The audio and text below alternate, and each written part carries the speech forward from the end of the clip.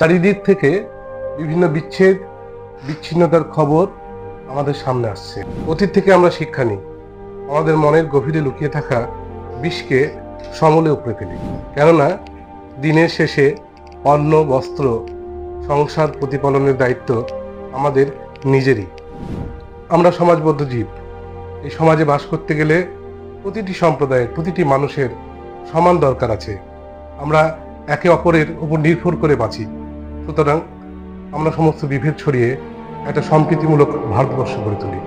এই হোক আমাদের এই নতুন বছরের একমাত্র চাওয়া। শুভ নববর্ষ বন্ধুরা, আবার আমরা একটা বছর পেরিয়ে এলাম ভালো থাকার আকাঙ্ক্ষা নিয়ে। ভালো থাকা, ভালো আছি বলে এই নয়, শুধু আমার ভালো থাকা, সবার ভালো থাকা। দিন আসে দিন যায়, আমরা অতীতকে পিছনে ফেলে সামনের দিকে এগিয়ে যাই ভালো থাকার আকাঙ্ক্ষা নিয়ে। স্বপ্ন দেখি আমাদের যা কিছু না পাওয়া, যা কিছু অপূর্ণতা, সেগুলো পূরণ করা নিয়ে। আমরা সমাজবদ্ধ জীব। আমরা সকলে একে অপরের সঙ্গে জড়িয়ে আছি, বেঁধে বেঁধে আছি। আমরা ভালো থাকতে চাই, কিন্তু ঠিক এই সময় আমাদের ভালো থাকার বিষয়টি কোথাও যেন থমকে গেছে। চারিদিক থেকে বিভিন্ন বিচ্ছেদ, বিচ্ছিন্নতার খবর আমাদের সামনে আসছে। আমরা অতীতেও দেখেছি সাম্প্রদায়িক সমস্যা কি ভয়ানক রূপ নিতে পারে, কিভাবে সংকটে পড়ে আমাদের জীবন, আমাদের প্রাত্যহিক যাপন।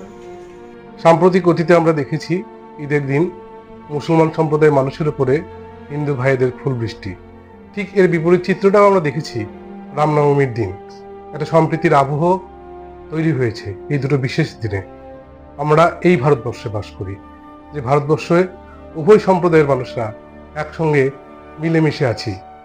অতীত থেকে আমরা শিক্ষা নিই, আমাদের মনের গভীরে লুকিয়ে থাকা বিষকে সমূলে উপড়ে ফেলি। বিভেদ, বিচ্ছিন্নতা ভুলে আমরা একসঙ্গে বাস করি। চলুন আমরা সমস্ত রকম বিচ্ছিন্নতাকে দূরে সরিয়ে দিই। এই আমাদের সংকল্প হোক, হিংসা নয়, ঘৃণা নয়, ভালোবাসার বাণী ছড়িয়ে দিই দিকে দিকে। নববর্ষ এলো আজি দুর্যোগের ঘন অন্ধকারে, আনেনি সে আশার বাণী, দেবে না সে করুণ প্রশ্রয়।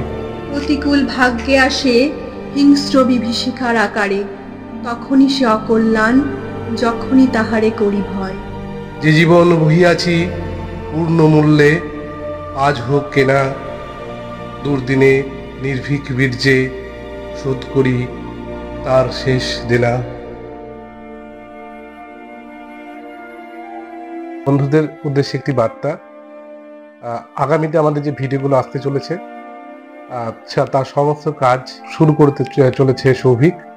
এর আগে আপনারা যত ভিডিও দেখেছেন বেশিরভাগটাই স্বপ্নীল করত। বর্তমানে স্বপ্নীল ব্যস্ত থাকার কারণে সে এই কাজগুলো হাত দিতে পারছে না। তবে স্বপ্নীলের পাশে নেপথ্যে সবসময় যে খুব অ্যাক্টিভভাবে থাকে সৌভিক এই কাজগুলো করছে। আগামী দিনের যে ভিডিওগুলো আসতে চলেছে সবই সৌভিকের এডিটিংয়ে আপনারা দেখতে পাবেন। আপনারা সৌভিককে আশীর্বাদ করবেন। এবং আমাদের এই নতুন এডিটরের কাজ কেমন লাগছে, কতটা ভালোবাসা ভাবে নিচ্ছেন আপনারা এই কাজটিকে, সেটা অবশ্যই জানাবেন। এবং যেভাবে আমাদের চ্যানেলের পাশে থাকেন সেভাবেই থাকবেন।